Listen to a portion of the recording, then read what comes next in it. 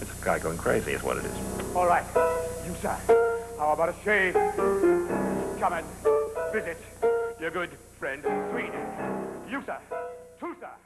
Welcome to the grave. I will have vengeance. I will have salvation. Who, sir? You, sir. No one in the chair. Come on, come on. Sweeney's waiting. I want you bleeders. Who, sir? Anybody? Gentlemen, now don't be shy. Not one man, no, not 10 men, nor 100 can assuage me. I will have you.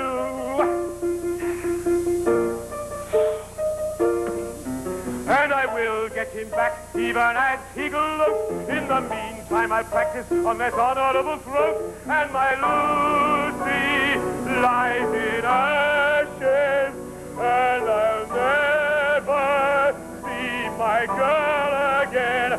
But the work waits. I'm alive at last, and I'm full of... Try a smile. Try just a twinkle in the eye the first time you say, you, sir. Welcome to the very first welcome. Yeah, just something in the eyes that suddenly there's some joy Never see my girl again. That's so painful, right? All right. That's it. How about a shave? Just the littlest bit. Yeah. Yes. Bring us in. Welcome to the grave. Your good friend, Sweeney. You, sir. Too, sir. Welcome to the grave. I know why. It just simply scares me twice as much from my seat in the theater, that's all. Yeah. By demonstrating musically that his mind is cracking, I hoped to convince the listener that he was indeed going to go on a much wider swath of vengeance than just his immediate goal, which seems at this moment to have been taken away from him permanently. So that was the notion. That was the notion, and it took me a month to do this piece, and not because it's complicated, well, it seems complicated, but to get the tone of it right, because it's pivotal in the show. The subsequent action depends on your believing this moment, and I think you do believe it now. It also gives the actor the same kind of tour de force that Mrs.Lovett had early on in the show. I mean, that sounds crass, but you have to consider that too. There are balances, there are weights and balances in the show where you want an actor to have a chance to just go. And this gives him his chance. Because the lives of the wicked should be made brief, for the rest of us death will be a relief. We all deserve to die, and I'll never see Joanna. No, I'll never ask my girl to be finished. All right, you, sir. How about a shave? Come and visit your good friend, Sweeney. You, sir, too, sir. Welcome to the great. I will have vengeance. I will have salvation.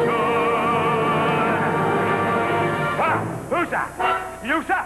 No one in the chair. Come on, come on. Sweeney's waiting. I want you bleeders. You, sir. Anybody. Gentlemen, now don't be shy. Not one man. No, not 10 men.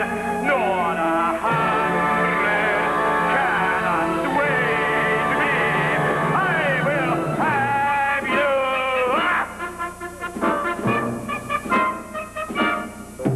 And I will get him back, even as he gloats. In the meantime, I'll practice on this honorable throat. And my Lucy lies in ashes, and I'll never see my girl again. But the work waits. I'm alive at last, and I'm full of joy.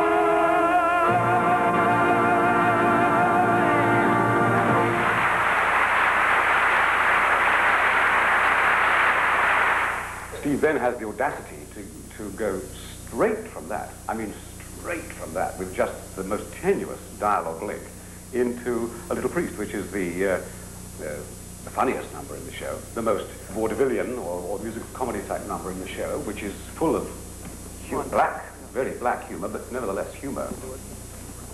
Well, he's done his first murder, and there's the body in the trunk. So there they are, stuck with this body, which Todd isn't overly worried about. But poor Mrs. Lovett stuck with a body in her parlour and is in a panic. What to do? How do we get rid of the body, for God's sake? And he won't listen to her because he's just done this big number Epiphany, which is the revenge motive. So she's just saying, come on, what are we going to do about the body, Todd? Then she gets this idea. You know me. That idea's just popped into my head. Seems a downright shame. Shame? Seems an awful waste.